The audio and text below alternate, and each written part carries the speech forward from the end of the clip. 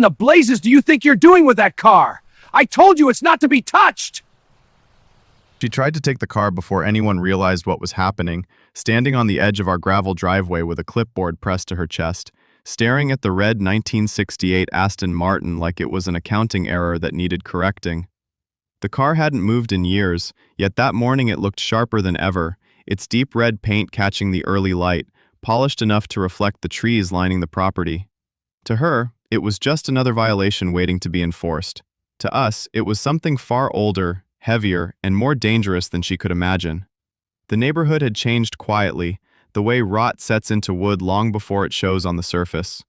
New houses crept closer, fences appeared where fields used to be, and suddenly there was an HOA claiming authority over land that had been untouched for decades.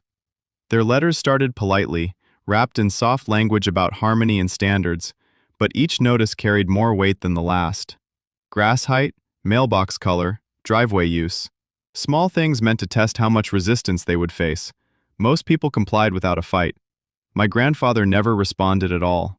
The Aston Martin sat just off the main drive, partially sheltered beneath an old oak tree, its lines unmistakable even under a thin layer of dust. It wasn't covered, never hidden, yet somehow overlooked by most people who passed by. The red paint wasn't flashy in a modern way. It was deep, almost dark, the kind of color that absorbed attention instead of shouting for it. Anyone who knew cars knew what it was instantly. Anyone who didn't just saw an old vehicle sitting too still for too long. Karen noticed it the first week she took over enforcement. She walked the property slowly, measuring with her eyes, writing things down, pausing longer near the car than anywhere else. Her expression wasn't curiosity, it was calculation. From that moment on, every letter we received mentioned the vehicle in some way. Unregistered, non-compliant, abandoned. Each accusation more confident than the last, as if repeating it often enough would make it true. What she didn't understand was the silence. My grandfather didn't argue, didn't call, didn't show up to meetings. He read every notice, folded them carefully, and placed them in a drawer that already held too many papers. There was no fear in him, no urgency, just patience. That patience confused people like her. She mistook it for weakness. The property itself made her uncomfortable. It was large, uneven, and old in a way subdivisions could never be. The house sat back from the road, framed by trees that had been there long before zoning laws and community boards. The gravel drive curved instead of running straight, forcing visitors to slow down whether they wanted to or not. Nothing about the place felt temporary, and that alone made it an inconvenience to someone who believed rules created ownership. By the third notice, the tone changed completely. The HOA claimed the Aston Martin posed a community risk, citing vague safety concerns and unverified complaints. They added fines that escalated rapidly, attaching deadlines that made no sense. The word seizure appeared for the first time, buried in a paragraph meant to look procedural rather than threatening. That was when I realized this wasn't about compliance anymore. It was about control. The story they told themselves was simple. An old man on valuable land. A rare car sitting idle. No visible resistance. To someone like Karen, that combination looked like opportunity. She assumed the vehicle wasn't operational, that the owner didn't understand modern regulations, that a little pressure would force surrender. She never considered that the car remained exactly where it was because it was meant to be there. The morning everything shifted began quietly. No sirens, no raised voices, just the sound of tires crunching on gravel that didn't belong to them. A tow authorization had been filed under HOA authority, citing emergency removal due to prolonged non-compliance. It was bold, sloppy, and illegal in ways that would have been obvious to anyone who bothered to check. But Karen didn't check. She arrived in person, confident enough to oversee the process herself. From the porch, the Aston Martin looked unchanged, still and patient, its red paint glowing softly against the muted tones of the house and trees. Karen stood too close to it, gesturing sharply, already convinced the outcome was decided. She believed ownership could be transferred with paperwork alone, that history didn't matter if it wasn't written in the right font. She didn't see the way the car fit the land, or how nothing on that property existed by accident. My grandfather watched from inside, unmoving. He had seen people like her before, long before HOAs and bylaws gave them new uniforms. Authority built on assumption always followed the same pattern. It pushed until it met something that didn't move. The Aston Martin had survived half a century without needing permission. It wasn't about to be taken quietly now. As the tow truck idled near the edge of the drive, something fundamental shifted in the air. The kind of tension that doesn't announce itself but settles deep, warning anyone paying attention that a line is about to be crossed. Karen stepped forward, fully convinced she was in control, unaware that the property she stood on had never belonged to people like her. She had come to claim something she didn't understand, on land that remembered everything. And that was the moment she made her final mistake. The escalation didn't happen all at once. It unfolded the way entitlement always does, in small, confident steps taken by someone who believes resistance will eventually collapse under pressure. After that morning, the notices stopped pretending to be administrative. They became declarations. The HOA filed reports claiming the Aston Martin was derelict, despite photographic evidence to the contrary. They labeled the vehicle a nuisance, then a hazard, then quietly began referring to it as abandoned property. Each label stripped away context until the car was no longer a legacy, just an object waiting to be claimed. Karen's attention narrowed until the Aston Martin became her entire focus. Other violations on other properties were suddenly ignored. Her enforcement visits always ended near the oak tree, her eyes tracing the red curves of the car as if memorizing them. She circled it more than once, taking photos from angles meant to suggest decay, shadowing out the shine, framing it in ways that made it look neglected. She never touched it, but she stood close enough to test boundaries, confident the owner wouldn't react. What unsettled her most was the lack of response. No appeals, no complaints, no compliance. My grandfather's silence disrupted the rhythm she relied on. People like Karen expected confrontation or surrender, something that validated their authority. Silence denied her both. She compensated by escalating paperwork, layering fines that grew faster than logic allowed. The numbers became absurd, detached from reality, as if she believed sheer volume would force the issue. At the same time, she began probing the property itself. County maps were pulled, old zoning records resurfaced. She spoke to neighbors who didn't remember when the land wasn't fenced by trees and gravel. Each conversation reinforced her assumption that anything old enough to be unclear was fair game. The idea that something could exist outside her system offended her. Control only felt complete when nothing was exempt. The first real twist came quietly, buried beneath her confidence. In her rush to assert HOA authority, Karen overlooked the one thing she couldn't manipulate: boundaries. The Aston Martin sat entirely within private land, well beyond any easement, on property never fully absorbed into the surrounding development. The HOA's reach ended at the edge of the drive. Every step she took past that point wasn't enforcement, it was trespass. That detail mattered more than she realized, because it changed everything about what she was attempting to do. What she thought was a procedural seizure was, in reality, an attempted theft. But Karen had convinced herself legality followed intent. If she believed she was right, then the rules would eventually agree. That belief made her careless. Her next move confirmed it.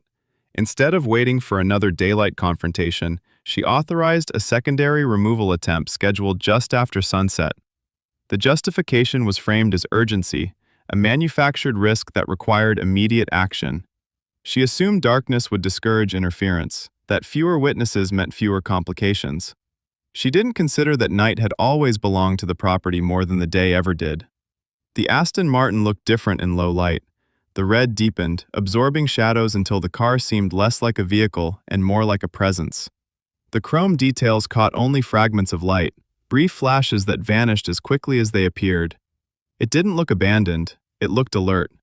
Anyone who understood machines could feel it, the quiet readiness beneath stillness. Karen crossed the property line without hesitation. Clipboard gone, replaced by the certainty that paperwork had already settled the matter. The tow operator hesitated longer than she liked, unsettled by the setting, by the way the land seemed to close in rather than open up. She pushed him forward anyway, citing authorization he didn't fully understand. In her mind, compliance was inevitable. Inside the house, my grandfather prepared without urgency. He didn't rush, didn't look out the window more than once. He moved the way someone does when every step has already been rehearsed, years earlier. There was no anger in him, no fear, just clarity, the kind that comes from recognizing a pattern you've seen end badly before. Karen reached the Aston Martin and did something she had avoided until then. She touched it. Her hand rested on the red paint near the driver's side, fingers pressing lightly, as if testing whether the car would protest. The surface was cool, solid, unchanged by her presence. Whatever satisfaction she expected didn't come. Instead, there was only the unsettling realization that the car didn't feel like something waiting to be taken. She signaled for the tow to proceed, stepping fully into the space she had no right to occupy. At that moment, she wasn't enforcing rules anymore. She was claiming ownership through force. The property responded the only way it ever had, by revealing exactly how wrong she was. The sound that followed wasn't loud, but it was unmistakable. A deliberate shift, wood against wood, metal against air. It carried authority without announcement. Karen turned too slowly, irritation already rising, prepared to assert herself one final time. She expected an argument, she expected confusion, she expected fear. What she saw instead shattered every assumption she had built this on. My grandfather stood between the house and the car, grounded, unmoving, holding something that erased all illusions of control instantly. The Aston Martin no longer mattered in that moment. The property no longer felt passive. Everything Karen believed about power collapsed into a single, irreversible realization. She had crossed the wrong boundary, on the wrong land, involving the wrong family. And the night had only just begun. My grandfather didn't advance. He didn't need to. His presence alone transformed the space, turning open ground into something closed and final. The property felt awake now, no longer patient. Years of silence crystallized into a single moment of refusal. The shotgun wasn't raised in anger. It was held with the calm familiarity of someone who understood exactly what it represented and exactly how far things had already gone. Karen's mind scrambled for structure, for rules she could hide behind, but there were none left to reach for. She was standing on private land without permission, attempting to remove an asset she had no claim to, under authority that ended well short of where she stood. The realization hit her in layers, each one worse than the last. This wasn't a misunderstanding, it was a mistake with weight.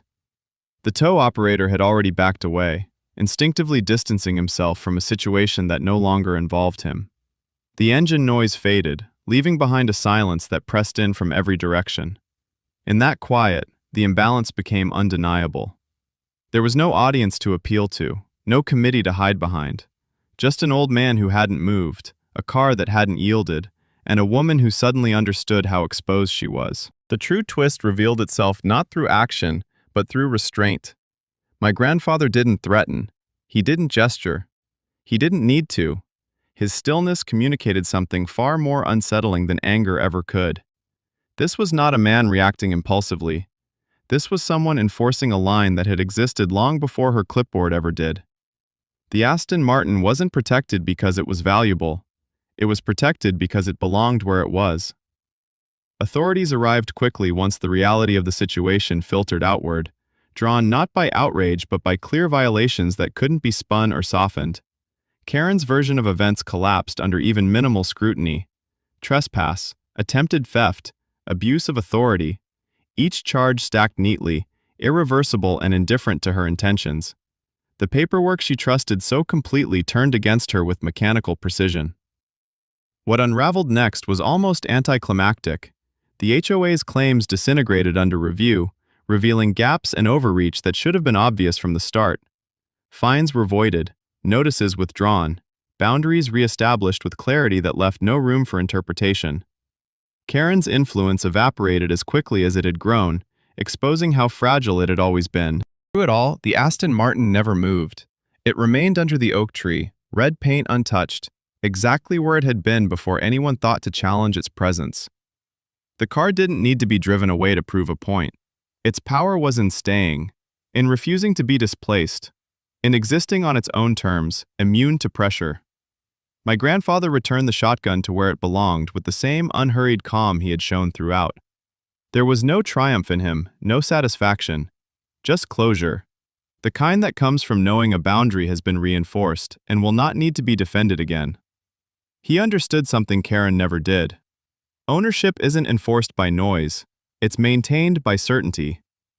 The property settled back into itself as if nothing had happened, though everything had changed. The oak tree stood unmoved. The gravel drive curved quietly toward the road. The house remained exactly where it had always been. What left that night wasn't the car or the land. It was the illusion that either could be taken by someone who didn't belong there. In the days that followed, people whispered about the incident, reshaping it to fit their own understanding. Some focused on the gun, others on the car. Few understood the real lesson. This had never been about violence or luxury. It was about limits. About what happens when someone mistakes silence for surrender and paperwork for power.